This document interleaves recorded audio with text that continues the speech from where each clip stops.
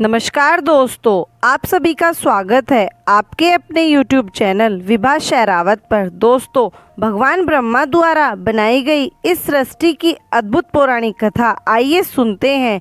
हिंदू धर्म के कुछ संप्रदाय पूरी सृष्टि और उसकी ब्रह्मांडीय गतिविधि को तीन देवताओं के प्रतीक के रूप में देखते हैं, जो हिंदू त्रिमूर्ति का गठन करते हैं: ब्रह्मा निर्माता, विष्णु पालनकर्ता और शिव संहारक। पौराणिक कथाओं के अनुसार संपूर्ण विश्व के निर्माण से पूर्व दूध का केवल एक सफ़ेद समुद्र मौजूद था, जिसे क्षीर सागर कहा जाता है। क्षीर सागर पर तैरता एक कमल का फूल था, जिसकी फीकी गुलाबी पंखुड़ियों के भीतर सो रहे थे विश्व के निर्माता भगवान ब्रह्मा। जब भगवान ब्रह्मा सो रहे थे तब कुछ भी नहीं था, न पृथ्वी और न आकाश, न प्रकाश या अंधकार, न अच्छा या बुरा, न मनुष्य या पशु। ब्रह्मांड बिल्कुल मौजूद नहीं था। शांत खामोश क्षीर सागर के अलावा कुछ भी नहीं था। इस ब्रह्मांड में जीवन तभी शुरू हुआ जब भगवान ब्रह्मा जाग गए। 10,000 साल बीत गए, एक अनंत काल बीत गया। लेकिन जब अचानक क्षीर सागर की शांत सतह कांपने लगी, तब भगवान ब्रह्मा ने अपनी आंखें खोली थी। जब उन्होंने अपने चारों ओर देखा और कुछ नहीं पाया, उन्हें काफ़ी खाली और अकेलापन महसूस हुआ। उनकी आंखों में बड़े बड़े आंसू छलक पड़े। जब वे आंसू क्षीर सागर में गिरे तो उन्होंने पृथ्वी का रूप लिया, और जिन आंसुओं को ब्रह्मा जी ने पोंछ दिया, वे वायु और आकाश बन गए। फिर वे खड़े हुए और स्वयं को तब तक खींचा जब तक उनका शरीर ब्रह्मांड नहीं बन गया। वह बाईं ओर फैले और आकाश में सूर्य, चंद्रमा और सभी सितारों का निर्माण किया। उन्होंने इधर और उधर स्वयं को फैलाया और शुष्क मौसम और तूफानी मौसम, आग, हवा और बारिश का निर्माण किया। और फिर उन्होंने देवताओं को बनाया। सबसे पहले उन्होंने प्रकाश के देवता की रचना की। वे सुंदरता और अच्छाई से सुसज्जित थे, और उनके दोस्त देवदूत, संत, परी और अप्सरा थे। फिर उन्होंने असुरों, अंधकार के देवता की रचना की। उनके दोस्त भूत, दानव और नाग थे, और इसलिए उन्होंने मित्र और शत्रु दोनों बनाए, क्योंकि देवता और असुर शत्रु होने के लिए बनाए गए थे। साथ ही उन्होंने बताया कि क्षीर सागर में अमृत नाम का एक चमत्कारी पदार्थ मौजूद है। जो भी उसे ग्रहण करता है वह हमेशा के लिए अमर हो जाएगा। देव और असुर दोनों अमृत चाहते थे, लेकिन वे इसे समुद्र मंथन करके और मक्खन में बदलकर ही प्राप्त कर सकते थे।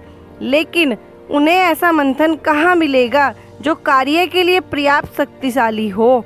तभी असुर और देव मिलकर क्षीर सागर का मंथन करने के लिए मंथन और शक्तिशाली रस्सी की खोज करने लगे।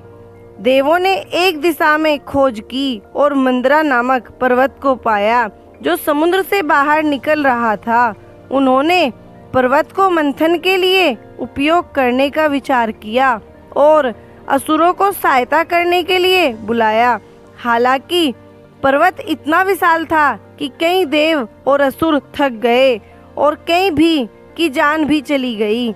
इस दृश्य को देख विष्णु भगवान ने सहायता करने का विचार किया और क्षीर सागर के बीच पर्वत को रखा।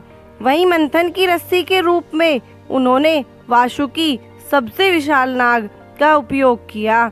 असुरों ने सर्प का सिर, देवों ने पुंछ को पकड़ा और मंथन करना आरंभ किया। कई वर्षों के बाद मंथन से सबसे पहले एक भयंकर विष निकला। इस विष में संपूर्ण विश्व को समाप्त करने की शक्ति मौजूद थी, इसलिए भगवान शिव द्वारा उस विष का सेवन कर लिया गया और देवी पार्वती ने उस विष को भगवान शिव के कंठ में रोक दिया। इसके बाद अन्य कई वर्षों की कठोर मंथन के बाद क्षीर सागर से कई अद्भुत चीजें निकली, जिन्हें देवों और असुरों ने समान रूप में बिना लड़े बांट दिया। लेकिन जैसे ही अमृत निकला दोनों पक्षों में तीखी नोकझोंक होने लगी। तभी एक राक्षस ने देवदूत से प्याला छीन लिया, तुरंत अमृत की कुछ बूंदों को अपने मुंह में डाल दिया। हालांकि ब्रह्मा असुरों को अमर होने नहीं देना चाहते थे, तो इसलिए भगवान विष्णु ने तुरंत ही उनका गला काट दिया। वह राक्षस राहु था और तब राहु की गर्दन से ऊपर का भाग चंद्रमा और सूर्य के चारों ओर पीछा करता रहता है और कभी कभी वह एक को निगल जाता था और पृथ्वी को अंधेरे में डुबो देता था। राहु का केवल गर्दन से ऊपर का हिस्सा अमर हो पाया था और इसलिए दुनिया बनाई गई।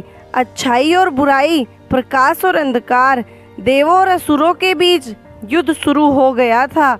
इसलिए यह तब तक चलता रहेगा जब तक कि भगवान ब्रह्मा थक नहीं जाएंगे और एक बार फिर अपनी आंखें बंद नहीं कर लेते।